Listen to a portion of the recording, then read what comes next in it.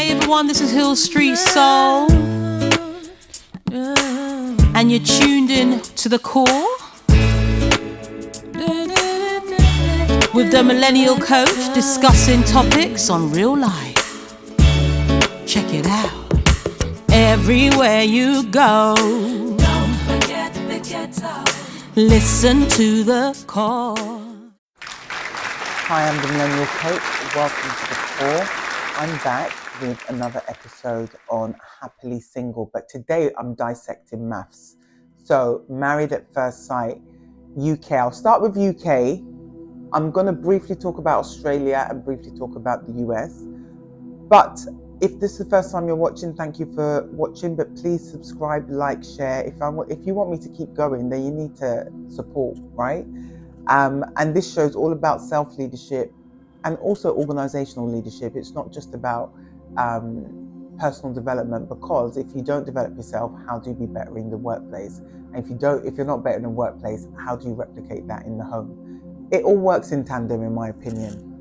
So before we get into today's show, there isn't a TV recommendation because I'm dissecting a TV show. But what I will say is, those of you that are considering actually joining a show like Maths, you need to think very carefully about it. It's something where your personal life will be dissected, your personality will be over-explored, and people will be very critical. And so are you able to take on the feedback that you're going to get on social media and also in the press? So these are things to consider if you are single and you really do want to find love. Look, outside of Maths, and as Leslie Jones said, they should put all the apps together and call it What's Left. Because I don't know what individuals are on apps, and I've said this before, I think a lot of them have mental health issues, because back in the day, I'd say 15, 20 years ago, there was normal people on dating apps. Today, I think a lot of people they're on multiple apps. That's the first thing. And I've seen it, not because I've been on multiple apps. If I don't like an app, I close it and then I will go onto a new one, deactivate my account and then move on to a new one. Then you will see somebody they've got a different name and all of that. So I can understand why people go on Maths, but at the same time, it's a different experience where people are in your business. And I wouldn't want that for me. And I remember a friend of mine had sent me a link to actually apply for Maths. And I said, absolutely not. Absolutely not. Because I am not going to be controlled on Maths. And I'm not going to be able to, if I don't like the person you've matched me with, literally, after the ceremony of the wedding, I've enjoyed the food, I've stolen the dress, you're not going to see me again. It doesn't matter about what the process is. It's a wrap. Let me be really honest with you. When you're in a relationship with someone and you get married to them, or they want to be exclusive, and deep down in your heart, you know that you're not feeling them. You know that whether you're on Maths or you're not on Maths, you know someone is for you or they're not for you. And the thing is, you're willing to put in the work if you can see that this person and you are aligned, but there's a lot of trauma. So what I want to go into today is the importance of distinguishing your mindset when you are dating. So when you're dating, what type of person are you trying to date? Have they got a growth mindset? And what person you're dating, or the person you're trying to date, have they got a fixed mindset? These are things that you have to consider, because we operate from particular behaviors that impact our mindset, but our thoughts become things. So if that's the case, what does people's thoughts become when they transition into relationships? Because we become different archetypes of ourselves. Some people become the saboteur, some people become the queen, some people become the jokester. Different people bring out different elements of us. So what type of individual do you become in a relationship? So one of the things that I will say in the UK Maths that I've observed, I'm going to talk about this girl called Polly and also Holly. There's two girls, Polly and Holly. They both have a lot of insecurities to do with how they look. And Holly had an issue with her body, that she said, she's curvy. And, people haven't accepted her. Now, to me, all the women on MAFS, your body types are normal. If you've had children and your hips have expanded, you're a normal human being, just like everyone else who may have had kids and they've experienced the same thing. There's a girl called Polly. She feels so insecure that she's not that person's type. Now, to me, I don't think she should be on MAFS. And the reason I'm saying that, she's insecure, but what the experts actually did, which I think is intriguing, they actually paired her with someone who's just as insecure as she is. He didn't want to actually be open. She was being too much, and so they were repelling each other in different ways. So I think when you are dealing with something that is live and open to the world, if your personality is already fragile, my question to you is this the best and final option that you're going to take in order to fall in love? And I think that we've become such a mechanical society that love is now a process that has been enforced, not organic. And I think we don't actually understand or recognize the lack of organic involvement of human beings and relationships. We're so mechanical that you have to speed up an entire human experience from, if you're getting to know someone over a period of 6 months, 6 to 12 months, you now have to get to know and fall in love in 3 months. I don't know how healthy that is. And I know that we have people get carried away when they get into relationships and they get married after 6 weeks or 2 months or 4 months, which is fine. But at the same time, do you have the resilience to be able to leverage yourself in a relationship with somebody that you're completely unfamiliar with, and you're also willing to compromise in order to be able to be in a sustainable relationship that may be deemed healthy or starts off unhealthy but evolves into healthy? Because that's an accelerated process, but you also have support, expert support. When we operate from particular mindsets, especially when we are dealing with relationships, we tend to operate from fight, flight, or freeze. And simply because it's a new dynamic. And what we're trying to do is accelerate a process when we haven't dealt with trauma. And why I think this is important is because what you see when people are in relationships is, especially on MAFS, their traumas play out in a huge way because it's a compressed experiment. And if your trauma plays out in such an accelerated way, you have to learn skills to manage and cope with it in an accelerated fashion also. And do you have the capacity to actually lay those new skills out that actually work and be effective? Now, one of the relationships that I observed that I found a little bit, I don't know, it was a little bit contrived, was Rochelle and Orson.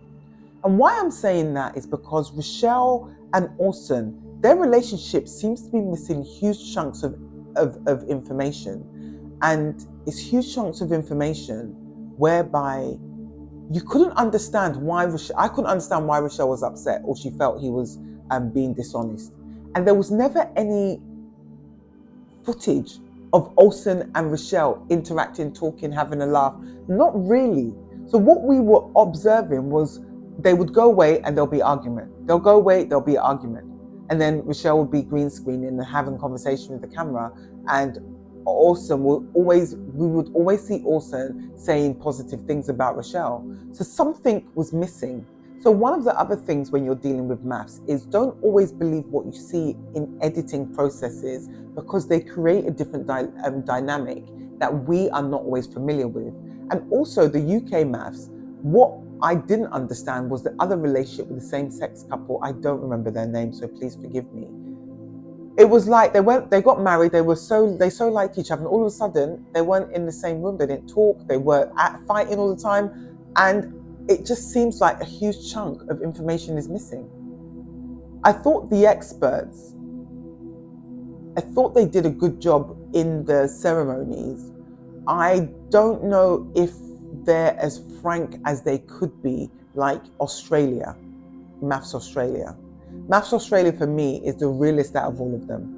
I do like Pastor Cal and Dr. Pepper in MAFS US. I do think the mentality of the different contestants in different countries towards marriage is also different. And so you will always see the dynamics playing out in strange ways, because I think that there's a delayed behavior in terms of marriage in the UK as opposed to being married in the US. And I think if you come from, a family where your parents were married when they were young and then they grew together in the UK, then you want to replicate that. But I find that in the US, there's a lot more emphasis on being in a marriage at a younger age and growing and having a 40, 50-year marriage as opposed to the UK. So there's a lot of societal dynamics that are different and why things, to me, turned out the way they did. And I think that we need to be careful when we're looking at MAFS, because people are in an accelerated process that also creates a bubble outside of reality. So you kind of have contact with the outside world, but you don't. If I look at, I can't remember her name, Adam, and he was with, to me, she's like the part of the royal family, like she's one of the Spencers. And it wasn't Adam, sorry, it was Jasper. I felt sorry for the girl that he was with. She had clearly lacks understanding how to be vulnerable. But I felt that Jasper punished her for that. That's what I observed. It's like, well, she's not being vulnerable, and I don't like that. And he was very, I think he was very harsh with her. And she had to be how he wanted her to be. And unless he approved how she behaved, then she wouldn't get affection.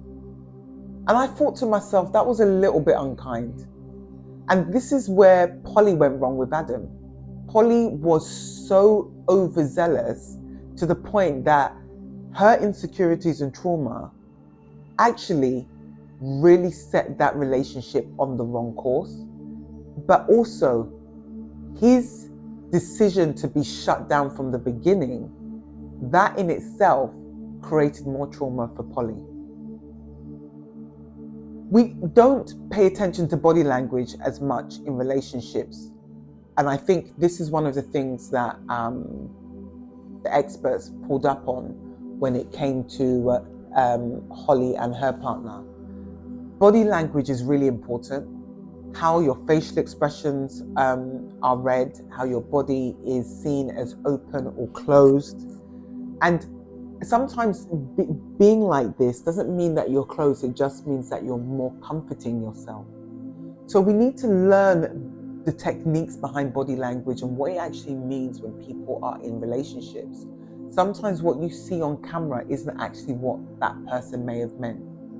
I think my heart was more broken for Stephen and Hannah. Stephen and Hannah, she's a very reactive person. I don't know where that comes from. That's a big thing she has to work on. But he also doesn't know how to communicate when there's challenges.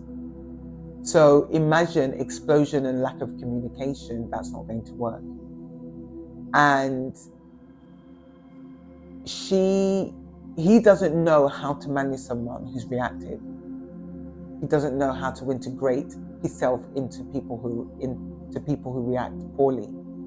So imagine trying to understand each other when you both don't have expertise in dealing with those personality types. This is why having they really came into these relationships with very fixed mindsets of who they are, not who they were potentially going to be. And that's dangerous, because when you go into a relationship, yes, we have our set personality, but at the same time, how does your set personality create a new dynamic that actually wants to evolve? I have a set personality, but I'm also open to listening and hearing other people. But until I get to a place where I no longer have any desire to be in your space or hear anything you've got to say, is because I've given you enough space to actually show me the respect I deserve. And if I don't feel like I'm getting it and I've tried to have a conversation with you, it's time for me to exit the process. And that's any relationship, whether it's work, whether it's relationships and it's friendships. And I have struggled with the work relationships sometimes when I've tried to make things better and it's actually gone the opposite direction. You know, sometimes you just have to cut the cord where a workspace isn't working.